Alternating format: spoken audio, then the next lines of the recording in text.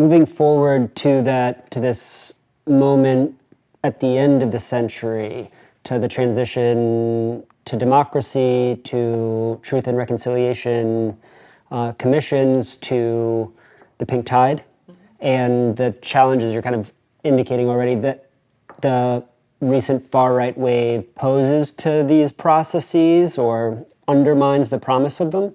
So 2 questions, are they going to kind of focus on the Spanish Civil War? Mm-hmm. With respect to the right, what does the lasting relevance of the Spanish Civil War framework tell us about the precarious transition to democracy in many Latin American countries? And here, kind of going back to your previous book, Paper Cadavers, what role did the destruction of archives and more broadly the impunity of the military and the police play in kind of the holding forth of the Francoist legacy, could we say? And then regarding the left, how influential was the Spanish Civil War imaginary in various social movements that would lead eventually to the pink tide, and what we can call maybe the 2 pink tides? What place did it occupy, if any, in the lefts from Mujica and Bachelet to Boric and Lula, but also in the various strands of Chavismo and for the Kirchner version of the Peronist Party in Argentina?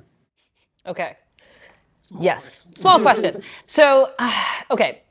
On the first, and to be clear, like in Spain, there is a very lively debate that continues about whether or not the contemporary far right in Spain is or is not a legacy of the Spanish Civil War, does or does not have anything to do with Franco, right? So the phenomenon is called sociological Francoism, right? The idea that even without Franco himself, even though the dictatorship itself has passed, that sociological Francoism is basically the sort of a way of naming the phenomenon by which like no part of institutional, associational, political, religious, whatever life was left untouched by this 40-year-long particular kind of personalist dictatorship.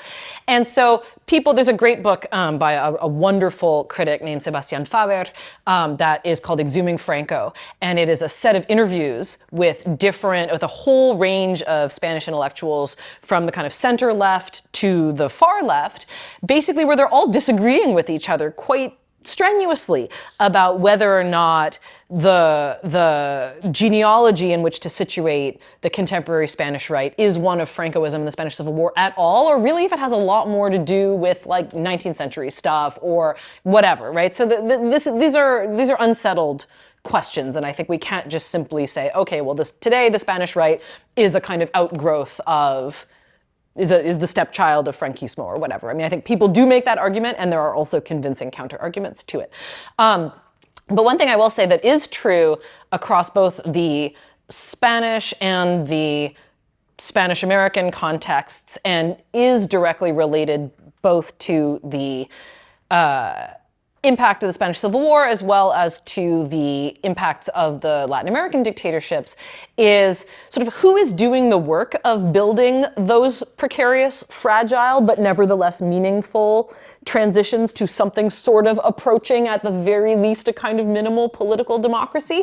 And it is the people who are refusing the erasure of the past and insisting, even within deeply limited, imperfect, unsatisfying mechanisms like war crimes trials or historical memory laws or whatever, to insist that you cannot build any kind of future worth the name on the blood and silence of the past.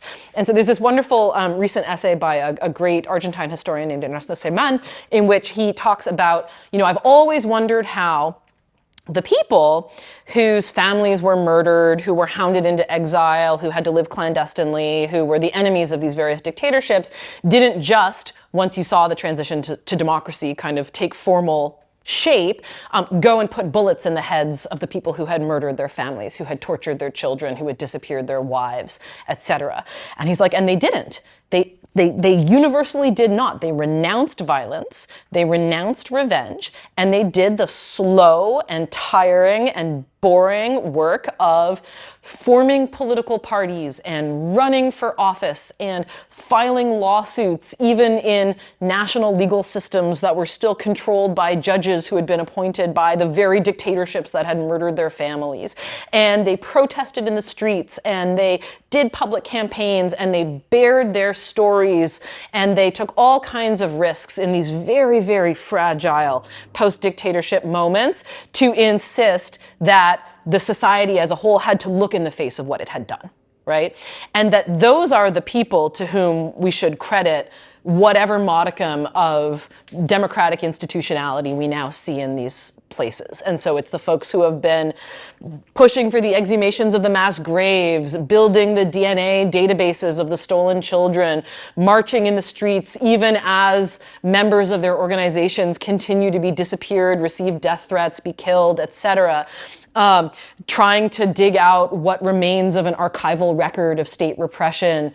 All of these things that have been profoundly uphill battles that have incurred very real consequences for the individuals who continue to do that work, and which have produced, at the end of the day, these sort of very often kind of unsatisfying political contexts in which basically everything that the left fought for through all of those prior decades, that all of those people died for, is not much in evidence. Right? The socioeconomic transformation that all of those people believed in so fervently that they were willing to give their lives for it. And so what is a way to talk about the failures and inadequacies of these contemporary democratic contexts that does not diminish the importance of that labor and that work? Is there any democracy to speak of in Spain or in contemporary Latin America that is not precisely and almost exclusively due to the work of those individuals and their organizations? And I think it's really, really important to lift that up, because that is anti-fascist work in its purest essence. And again, only sometimes do those folks speak of that work in that way. But that is what it is. Like, I feel comfortable. You know, historians usually don't like to impose labels that the historical actors themselves don't use. But I think, A, a lot of the actors do use that language. And B, even if they don't, I think that is the character of the labor that they have undertaken and continue to undertake, even in profoundly hostile political climates. So there's that. Vis-a-vis the pink tide, I don't think that the pink tide was motivated by a Spanish Civil War imaginary at all. Like, I just don't. But I think it was profoundly animated by the anti-fascist imaginary of a kind of collective social repudiation of the dictatorships that preceded them, which are themselves kind of part of that tradition, right? So that's one piece. And the second piece is that the thing that I think is so crucial about the pink tide is that, so one of the arguments that I make in this book is basically that the 20th century for Latin America, which we often think of as having been essentially and primarily shaped by US imperialism, right? US intervention, US meddling, US overthrowing of Arbenz and Allende and whatever, US backing of dictatorships in Central America and elsewhere, so the anthropologist Ann Stoler talks about the duress of empire, the sort of weight, the pressure that imperial pasts exert upon more contemporary moments. And she kind of rejects the language of post-colonialism, because again, implicit in that is that we're post, that we're after it, right? And she says, well, no, it's actually kind of more of an extended and attenuated set of relations. And so one of the things I have been one of the points that I will try to make in this book is that 20th century Latin America was always operating under the duress of two empires, the United States Empire and the Spanish Empire. And what was so radical about the pink tide was, particularly in Bolivia, in Ecuador, what the pink tide governments, some of them, were able to do was actually, finally, I think, to complete the unfinished business of decolonization by creating plurinational states, by having indigenous social movements and indigenous leaders rise to positions of real power. What they were able to do was, again, not explicitly as such necessarily, but I think through action, repudiate that whole Hispanist logic that all that is modern about Latin American Republican life owes in some way to a kind of Hispanic inheritance, as opposed to was carved out at the expense of and in rejection of the idea that the fundamental thing that ties us all together is that we are the children of Spain.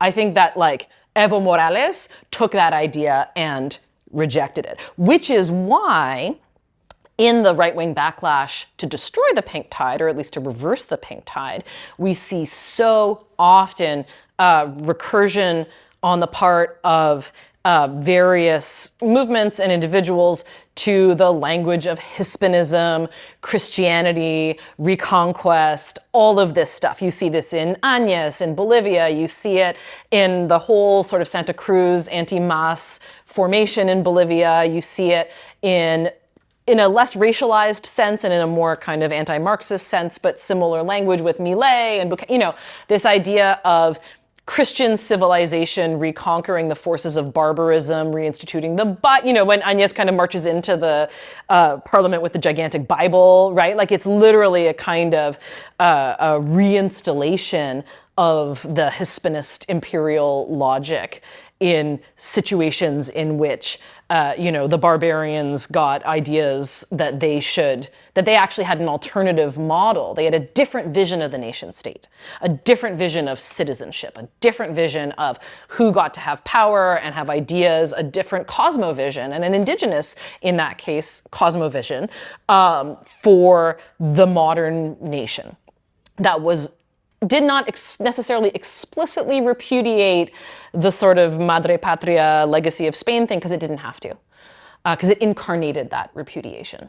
And that, I think, was why, is part of why the reaction to the pink tide governments was, again, had that sort of virulence to it. Because it sort of it has imprinted on it all of these older ideas about who is a real citizen, who is a subject, who's fit to govern, who is a natural authority, who is admitted to the raza but only conditionally, and then is able to be rejected when circumstances or ideology render them disposable or surplus, et cetera, et cetera. So that's sort of where I see the pink tide, I think, kind of operating the most within this logic as a kind of decolonizing, as a sort of mental decolonization, a political decolonization, not a formal one, because obviously these are places that have not been colonies of Spain for 200 years, but a kind of decolonization of the mentality of like who can actually govern and for whom is the nation actually, by, of, and for whom. And that, I think, was a really radical challenge to the status quo and to the kind of racialized structure of class power in particularly South America, that I think doesn't get as much attention as it perhaps should, and is something that I will write about a little bit, but it is, you know, you're tracing like legacies of legacies of legacies. So I don't want to make a causal argument about the Spanish Civil War per se, but I do think one of the things that the pink tide was litigating, as every Latin American socioeconomically reformist or revolutionary movement has litigated since the 19th century, is how do we break up the institutions that were bequeathed to us by the empire? How do we break up the arrangement of land tenure? How do we break up the church? How do we break the power of the military? Like, how do we reform these things and create different kinds of ways of being with each other, different ways of living well, right? Of defining political and social life. And so that, I think, is the kind of one of the ways in which the pink tide is more radical than it's often given credit for, to generalize about a bunch of governments that were actually like fairly different from each other and unfolded on different timescales and, you know, et cetera.